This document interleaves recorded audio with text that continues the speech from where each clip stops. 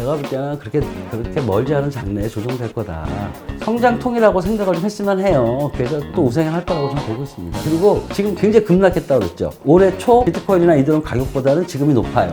암호화폐에 대한 규제 강화 정책을 쓰는 것도 암호화폐 시장이 이제 생각보다 컸다는 거에 대한 반증이에요.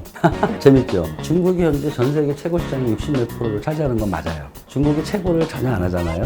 그러니까 63% 다른 전 세계 누군가가 최고를 해요. 크게 영향은 없을 거라고 봅니다.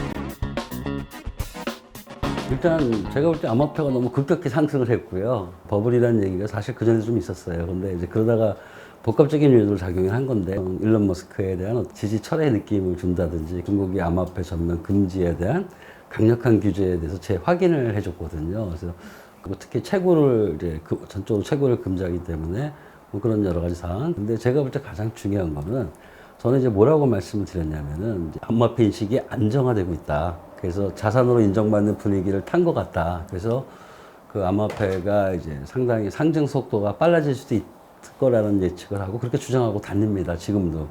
근데 그 암호화폐 시장에 들어오는 사람들의 어떤 투자자들의 어떤 심리가 아직 그렇게 암호화폐에 대한 그 가치 안전성에 대해서 신뢰가 제가 생각했던 것보다 크지 않은 것 같아요. 이제 그러다 보니까 이제 여러 가지 복합적인 요인에 의해서 흔들리는 거죠. 정상적이죠. 재밌죠? 제가 정상적이라고 너무 쉽게 말씀을 드리니까. 주식시장 같은 경우 테마주 아세요? 모든 시장은 사실은 테마주가 있어요. 기존의 시장은 나름대로 전체적인 측면에서는 안정이 돼 있지만 한두 개 정도는 테마주가 되지만 암호화폐 시장 같은 경우는 이제 대장주라는 게 있잖아요. 그러니까 대장주가 테마주에 걸리는 이상은 암호화폐 시장에 대한 어떤 그 요동이 칠 수 있는 가능성이 좀 클 뿐이지 저는 그런 시장의 속성 중에 하나라고 생각을 해요. 제가 이번에 꼭 말씀드리고 싶은 거는 암호화폐 시장이라는 게 특별한 괴물 시장이 아니라는 거예요. 기존의 금이라든지 석유라든지 주식시장하고 거의 같은 하나의 시장이라는 거죠. 중국이 암호화폐를 전면 재금지하겠다는 정책에 대한 강화. 미국에서 얘기하는 이제 규제가 강화될 거라는 소위 말하는 미국의 정책. 이 두 가지를 가장 크게 봅니다. 근데 그것도 저는 오해라는 거죠. 중국이 전면 금지한 거는 3년 전부터 했었고요. 중국은 계속 그렇게 해왔는데 이번에 이제 다시 한번 그거를 재확인시켜 준 거예요. 중국이 그러면 갑자기 왜 그랬을까? 그 속에는 이제 디지털 위안화가 있다는 거죠. 그동안 이제 디지털 위안화를 실증과 시범 서비스를 통해서 활성화시키는 바로 그 시기구나. 그래서 사전 정비 작업이라고 생각을 하기 때문에 저는 사람들이 그 측면을 좀 봐주셔야 된다고 해요.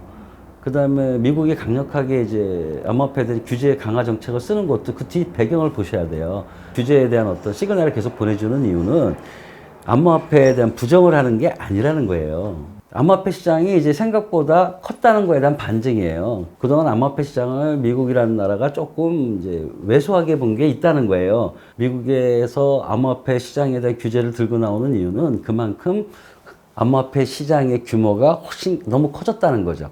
그래서 이제 무시하기에는 이제 너무 영향이 크다. 다른 금융시장과의 어떤 영향력들에 대한 조율이 필요한 거겠죠. 중국이 현재 전 세계 최고 시장의 60몇 %를 차지하는 건 맞아요. 중국이 최고를 전혀 안 하잖아요. 그러니까 63% 다른 전 세계 누군가가 최고를 해요. 63%의 채굴자들이 빠져나가잖아요. 그럼 나머지 사람들이 채굴 하잖아요. 그러니까 그 나머지 사람들이 채굴 할 수 있는 확률이 높아지겠죠. 그러니까 채굴 비용은 줄어들어요. 사람들이 그걸 잘 모르더라고요.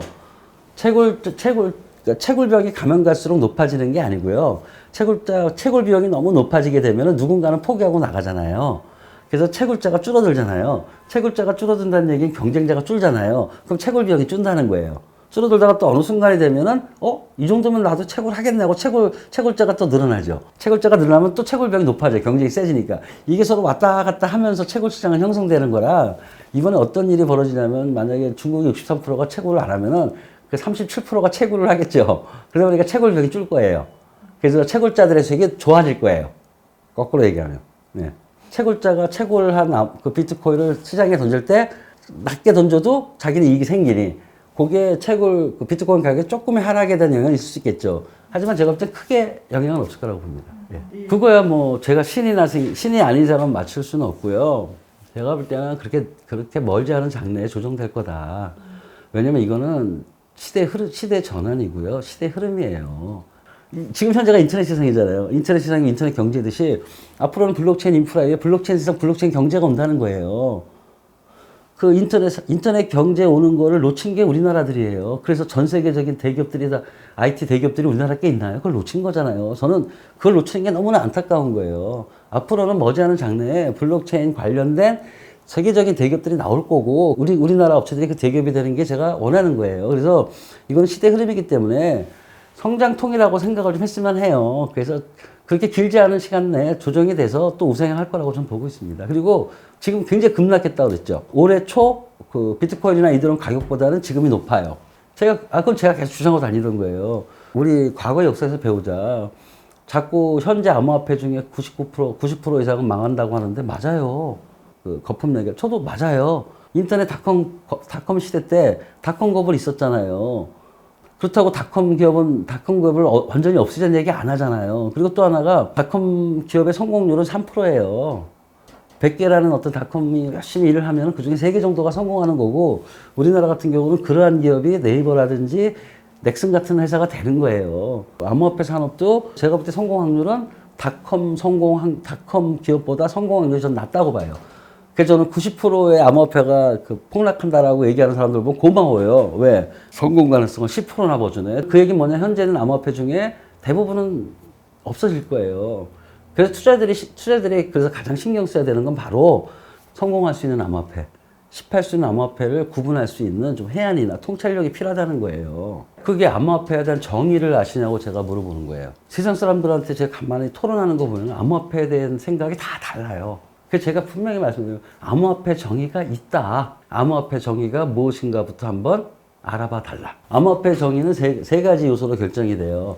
블록체인 써야 된다. 암호기술 써야 된다. 그 다음에 자산의 가치 표현이 있어야 된다.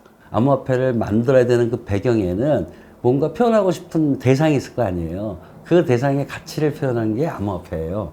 그래서 어떤 대상의 가치를 표현한 암호화폐가 아니면 그거는 100% 하지 마세요. 도지코인은 사실 현재 제가 이해하는 암호화폐 모델은 아니다. 저도 지금 그것 때문에 머리가 아파요.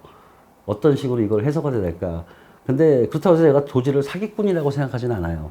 어떻게 보면 암호화폐 시장이라는 게 시장 진입장벽이 좀 커요. 이해하기도 어렵고. 그래서 암호화폐의 어떤 대중화가 목적이 아닌가. 심지어는 저는 이제 게임스탑의 어떤 암호화폐 버전이 아닌가라는 생각도 해요. 게임스탑이 뭐냐면 공매도 세력과 일반 대중 세력과의 싸움이잖아요.